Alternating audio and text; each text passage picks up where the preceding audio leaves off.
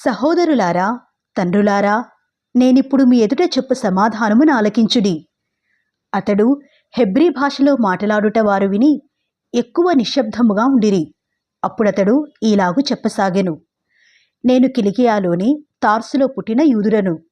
అయితే ఈ పట్టణములో గమలియేలు పాదముల యొద్ద పెరిగి మన పితరుల ధర్మశాస్త్ర సంబంధమగు నిష్ఠయందు శిక్షితుడనై మీరందరూ నేడు ఉన్న ప్రకారము దేవుని గూర్చి ఆసక్తుడనైయుండి ఈ మార్గములోనున్న పురుషులను స్త్రీలను బంధించి చెరసాలలో వేయించుచు మరణము వరకు హింసించి తిని.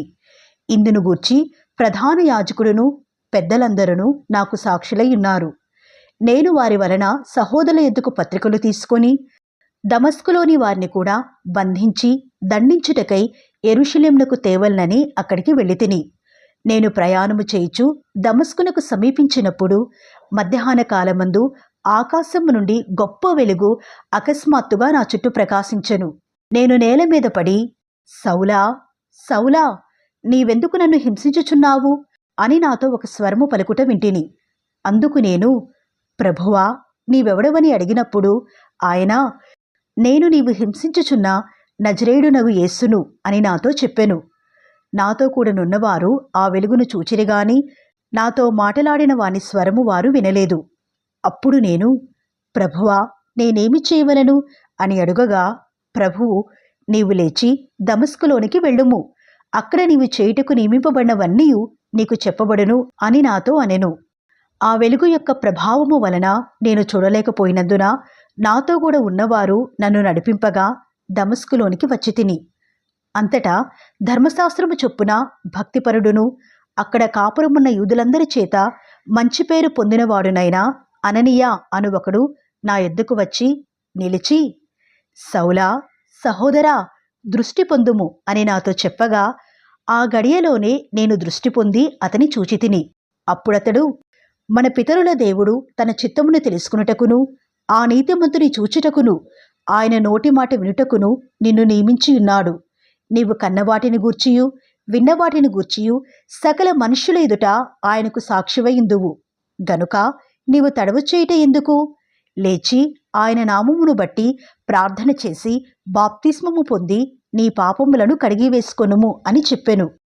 అంతటా నేను యెరూషలేమునకు తిరిగి వచ్చి దేవాలయములో ప్రార్థన చేయుచుండగా పరవశుడనై ప్రభువును చూచితిని.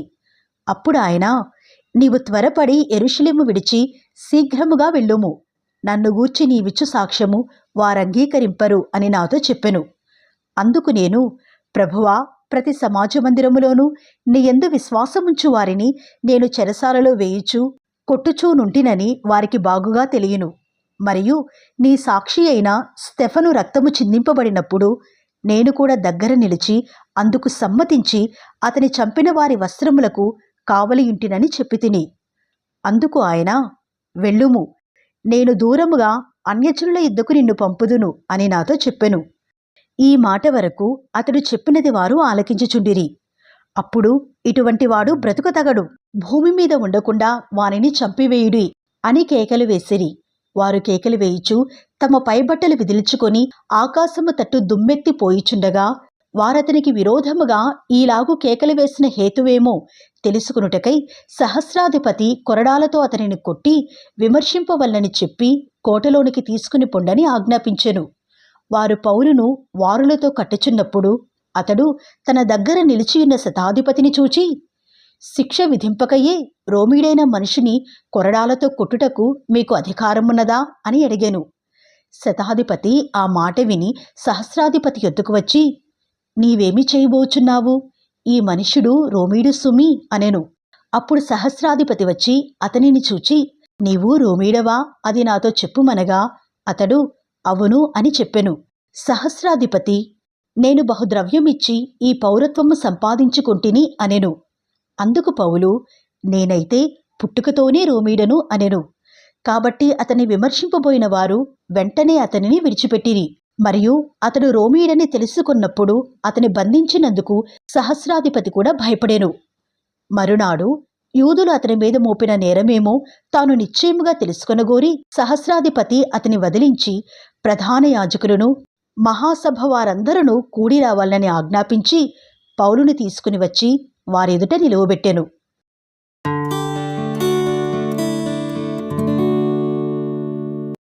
పౌలు మహాసభ వారిని తీరిచూచి, సహోదరులారా, నేను నేటి వరకు కేవలము మంచి మనస్సాక్షి గలవాడనై దేవుని ఎదుట నడుచుకునుచుంటిని అని చెప్పెను.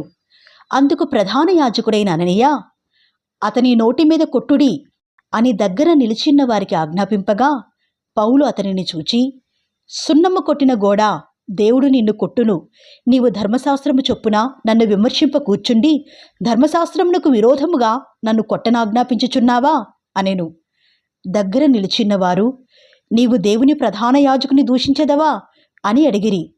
అందుకు పౌలు, సహోదరులారా, ఇతడు ప్రధాన యాజకుడని నాకు తెలియదు. నీ ప్రజల అధికారిని నిందింపవద్దు అని వ్రాయబడియున్నది అనెను. వారిలో ఒక భాగము సద్దుకయ్యులును మరి ఒక భాగము పరిసయ్యులునై ఉన్నట్టు పౌలు గ్రహించి, సహోదరులారా, నేను పరిసయ్యుడను, పరిసయ్యుల సంతతి వాడను.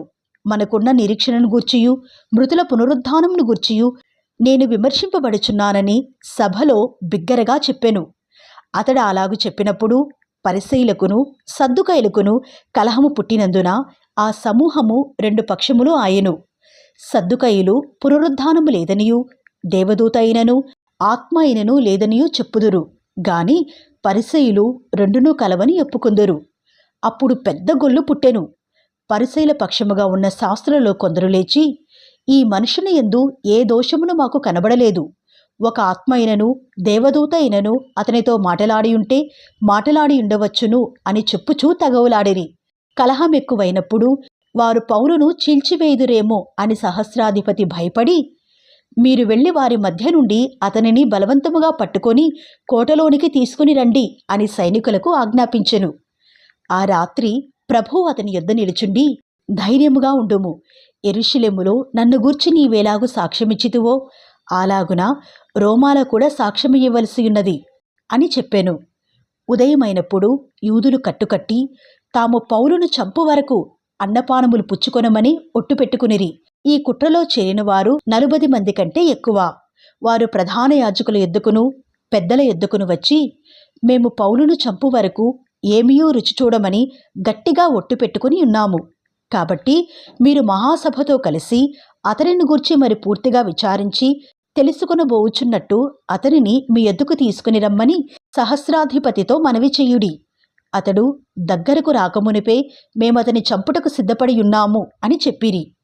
అయితే పౌలు మేనల్లుడు వారు పొంచియున్నారని విని వచ్చి కోటలో ప్రవేశించి పౌలుకు ఆ సంగతి తెలిపెను. అప్పుడు పౌలు శతాధిపతులలో నొకరిని తన యొద్దకు పిలిచి, ఈ చిన్నవానిని సహస్రాధిపతి యొద్దకు తోడుకుని పొమ్ము, ఇతడు అతనితో ఒక మాట చెప్పుకునవలనని ఉన్నాడు అనెను. శతాధిపతి సహస్రాధిపతి యొద్దకతని తోడుకునిపోయి, ఖైదీ అయిన పౌలు నన్ను పిలిచి, నీతో ఒక మాట చెప్పుకునవలననియున్నా ఈ పడుచువానిని నీ యొద్దకు తీసుకుని పొమ్మని నన్ను అడిగెను అని చెప్పెను. సహస్రాధిపతి అతని చెయ్యి పట్టుకొని అవతలకు తీసుకునిపోయి, నీవు నాతో చెప్పుకునవలనని యున్నదేమి అని ఒంటరిగా అడిగెను. అందుకతడు, నీవు పౌలును గూర్చి సంపూర్తిగా విచారింపబోవునట్టు అతనిని రేపు మహాసభ యొద్దకు తీసుకుని రావాలని నిన్ను వేడుకురుటకు యూదులు కట్టుకట్టియున్నారు. వారి మాటకు నీవు సమ్మతింపవద్దు.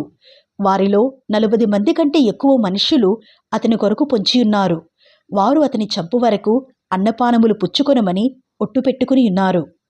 ఇప్పుడు నీ యొద్ద మాట తీసుకునవల్లని కనిపెట్టుకొని సిద్ధముగా ఉన్నారని చెప్పెను. అందుకు సహస్రాధిపతి, నీవు ఈ సంగతి నాకు తెలిపితివని ఎవనితోనూ చెప్పవద్దు అని ఆజ్ఞాపించి ఆ పడుచువానిని పంపివేసెను. తరువాత అతడు శతాధిపతులలో 2 తన యొద్దకు పిలిచి, కైసరియా వరకు వెళ్ళుటకు 200 మంది సైనికులను 70 మంది గుర్రపు రౌతులను 200 మంది ఈటెల వారిని రాత్రి 9 గంటలకు సిద్ధపరిచి పౌలును ఎక్కించి అధిపతి అయిన ఫేలిక్సు నొద్దకు భద్రముగా తీసుకుని పోవుటకు గుర్రములను సిద్ధపరచుడని చెప్పెను.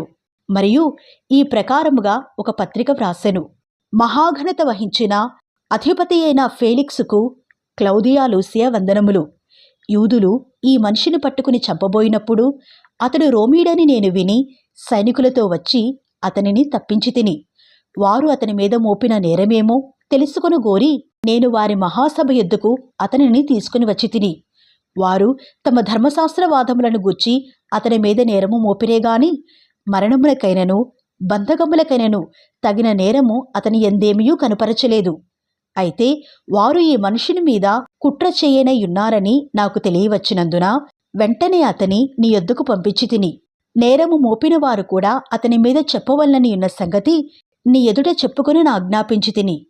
కాబట్టి అతడు వారికి ఆజ్ఞాపించిన ప్రకారము సైనికులు పౌలును రాత్రివేళ అంతిపత్రికి తీసుకుని పోయిరి.